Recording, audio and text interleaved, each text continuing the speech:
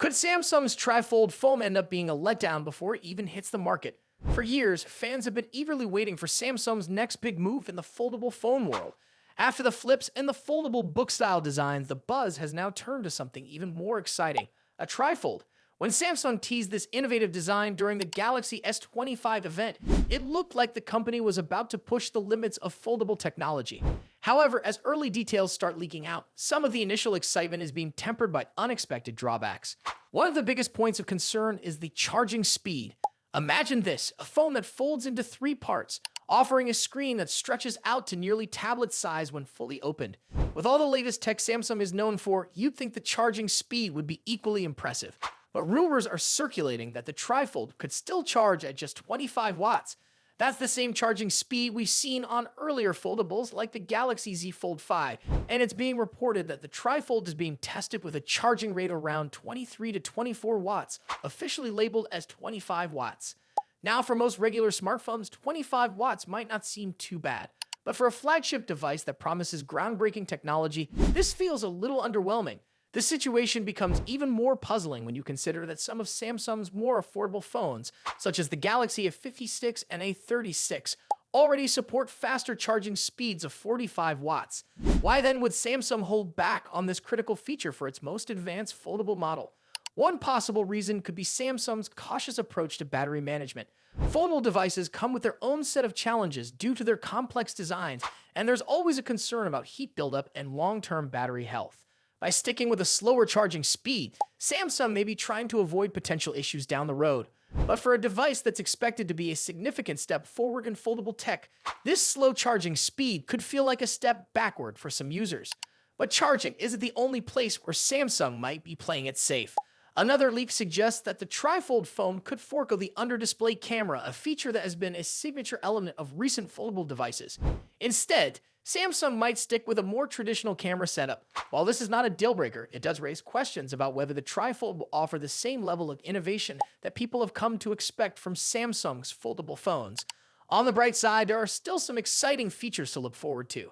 The main screen is expected to be around 10 inches when fully unfolded, which would put it into tablet territory. This could offer users the best of both worlds. A compact phone when folded and a full-sized tablet when opened. The outer screen, meanwhile, is rumored to be 6.49 inches, which is similar to the size of the Galaxy Z Fold 7. So, in terms of display size, the trifold could offer impressive versatility for those who want a large screen in a foldable form. However, hardware alone isn't always enough to create a standout device. It's the smaller details, things like camera features, charging speeds, and performance enhancements that make a real difference. If Samsung doesn't improve in these areas, the trifold could end up feeling like a great idea with too many compromises. That's especially true when other companies are pushing the envelope with their own foldable designs, making it even more important for Samsung to get these key features right. As for the release date, the latest rumors point to a launch sometime later this year, likely between October and December. If all goes according to plan, it could be available in stores before the end of the year or early next year at the latest. Until then, we'll have to wait and see how the device shapes up. To stay updated on all things tech, make sure to like this video and subscribe to the channel. There's plenty more to come. Apple might be making a bold design shift with the iPhone 17 Pro, and not everyone is happy about it. A newly leaked case render has sparked debate due to a noticeable inconsistency. Shared by leaker Majin Buu, the image shows a camera bar that doesn't extend fully across the phone's back, contradicting previous CAD-based leaks that suggested a full-width design. After users pointed out the discrepancy, Majin Buu acknowledged the possibility of an error in the render and reassured that the final design should match the CAD models, with the camera bar stretching from edge to edge. While occasional mistakes and leaks aren't unusual, this has led to discussions about how reliable the latest information really is. The iPhone 17 Pro's camera setup is expected to introduce some significant upgrades. Reports indicate that it will feature a 48-megapixel wide camera, a 48-megapixel ultra-wide camera, and a 12-megapixel telephoto camera with a periscope lens capable of 5 optical zoom.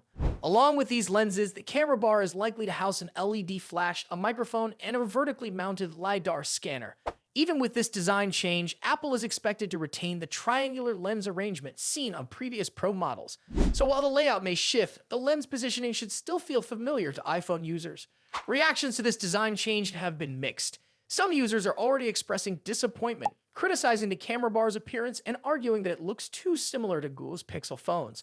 Others, however, see it as a step toward a more uniform and polished look, instead of individual camera lenses arranged in a cluster.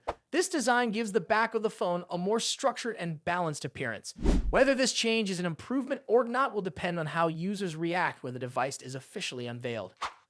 For those hoping Apple might reconsider, that seems unlikely. Multiple leaks from reliable sources have all pointed to this design, making it appear more and more like the final version. Case manufacturers usually get access to early CAD files so they can start producing accessories ahead of launch, and these designs have consistently featured the full-width camera bar.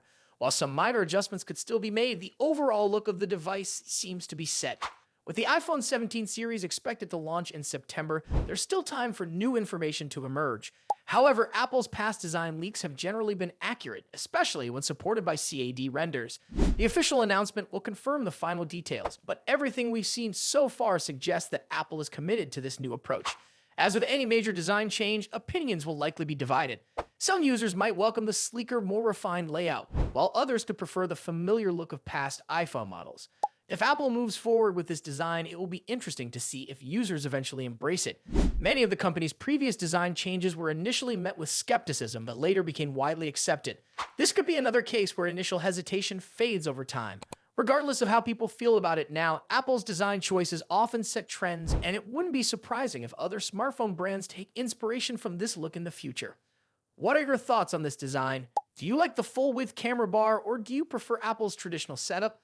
Let us know in the comments, and if you enjoyed this video, don't forget to like and subscribe for more updates. Thanks for watching, and we'll see you in the next video. Worried that waiting even a few weeks could cost them a lot more.